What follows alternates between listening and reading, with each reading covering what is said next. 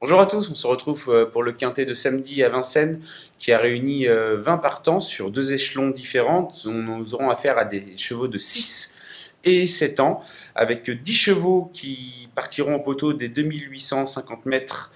Et je suis en compagnie de Michel Burgiot pour évoquer les candidatures des différents concurrents. Bonjour Alim. Salut Michel. On a fait le plein avec 20 concurrents qui s'élanceront à 2 poteaux différents, 10 en premier, 10 au second. Et c'est vrai que ça va pas très évident de chiffrer la bonne arrivée du quintet, car ils sont plusieurs à pouvoir l'emporter ou à prétendre bien évidemment à une bonne place.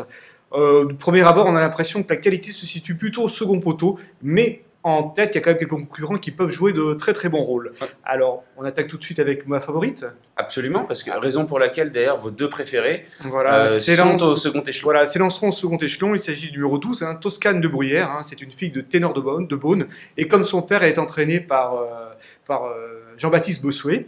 Elle avait fait forte impression il y a quelques temps, il y a un mois, sur l'hippodrome de Languin-Soisy, où elle battait un certain Beckman, un concurrent suédois, qui brille de mille feux sur notre sol, faisant une très belle impression à chaque fois.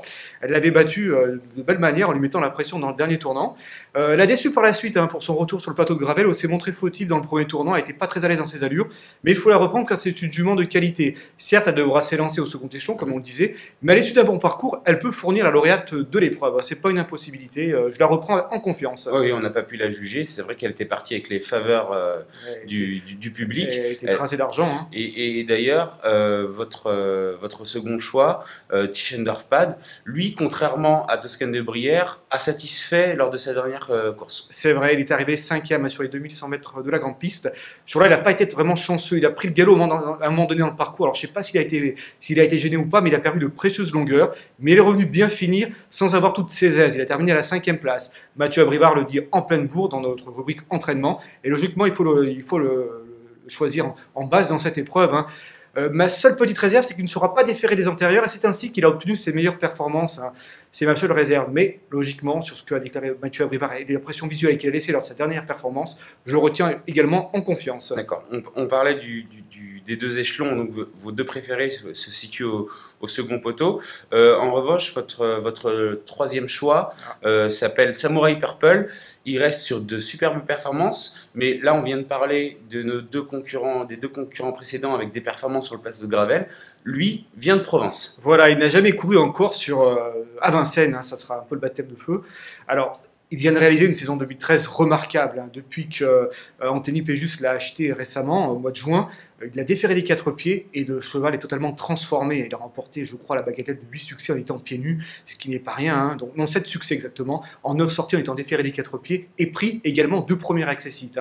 On voit que le cheval est en pleine progression. Certes, il va se produire pour la première fois à Vincennes, ça peut être une inconnue. Mais on a mis les moyens, ce sera Franck Nivard qui sera au sulky. C'est exactement ce que j'allais vous dire. Voilà, Michel. exactement, ça sent bon, sans la course visée. Son entourage a mis vraiment les moyens pour qu'il réalise une très très grande performance. Comme je le disais au début, c'est vrai que ma petite crainte, c'est que est-ce qu'il va s'adapter à Vincennes ou pas. Il a sa forme pour lui, il est meilleur que jamais. Logiquement, il faut s'attendre à le voir jouer un premier rôle dans cette épreuve. Oui, et puis d'autant que cette course est réservée aux chevaux français. Donc c'est vraiment... Il n'y a pas d'étranger au départ. Jamais. Voilà, ces jours où j'avais essayé de réaliser une belle performance sur le plateau de Vincennes, c'est maintenant. D'accord. Derrière ces 3 chevaux que vous avez détachés, vous avez choisi Torgan MF. Torgan MF qui vient de laisser une très belle impression dans le quintet de vendredi soir sur la cendrée de Vincennes.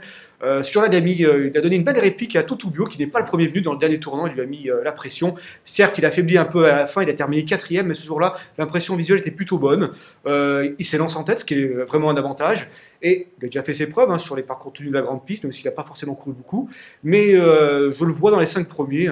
Logiquement, c'est une chance logique pour figurer à l'arrivée de cette épreuve. Oui, et puis absolument, si on voit bien sa musique, qu'on peut voir sur notre site internet, on voit que sur la grande piste, il est vraiment à l'aise, c'est vraiment un petit peu son jardin. Voilà, exactement. Donc je pense que ça va l'avantager par rapport à la petite piste de vendredi soir. Du coup, on revient avec une valeur sûre qui est comme Torgan MF a fait ses preuves sur la grande piste, mais là, qui sera au second échelon, c'est Torricelli. Torricelli, exactement. Torricelli, vous qui aimez le foot, Ali, peut-être ça vous rappelle un joueur italien qui est voulu à la Juventus. Absolument, voilà, exactement. Avec une ravissante moustache. moustache. Voilà, exactement. Alors lui aussi, il manque pas de qualité, tout comme le joueur italien de l'époque.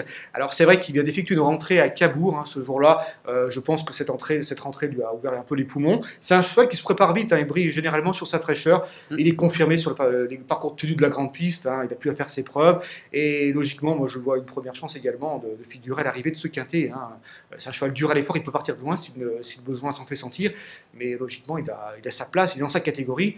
Et il a une chance d'être dans les 5 premiers, excusez-moi. Non, mais Michel, j'aurais aimé vous contredire, mais en plus de ça, on peut rajouter un argument, c'est qu'il est entraîné par quelqu'un qui se nomme Sébastien Garato et qui, quand il engage ses chevaux lors du meeting de Vincennes, on sait très bien qu'ils sont compétitifs et que cet engagement a dû taper dans l'œil de l'entraîneur normand. Ouais, exactement, sa rentrée a été honorable et là c'est la suite logique de son programme, il monte en puissance et là cette course est plutôt très bonne pour lui.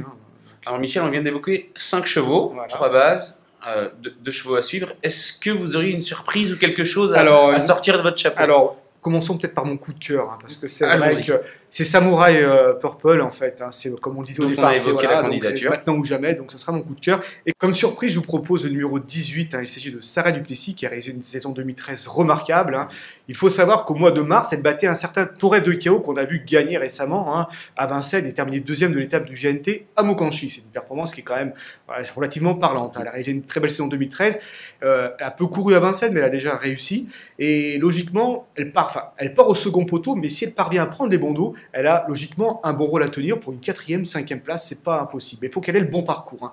Si son partenaire parvient à lui prendre des bandeaux, elle est capable de figurer à l'arrivée d'une telle épreuve. Oui, absolument, Michel. Et puis j'aurais aimé vous contredire, mais justement, on parlait tout à l'heure du talent de metteur au point de Sébastien Garato. C'est pareil pour Philippe Boutin qui ne se déplace jamais à Vincennes par hasard. L'engagement est plutôt intéressant. Donc cette Sarah Duplessis peut être une surprise. Est-ce que pour compléter votre sélection, vous auriez 1, 2, voire 3 autres concurrents qui mériteraient d'être cités? Bien sûr, donc il y a Suzette de Brévol qui découvre un engagement idéal à la limite du recul, déféré des 4 pieds. Le numéro 10. Voilà, le numéro 10 est confié bien évidemment à Jean-Michel Bazir. Ça sent bon, j'ai envie de dire. C'est vrai que c'est vraiment l'engagement un peu visé. Également le numéro 14, Sangoten, qui retrouve Eric Raffin avec lequel il a signé ses meilleures performances. Il n'a plus à faire ses preuves à Vincennes.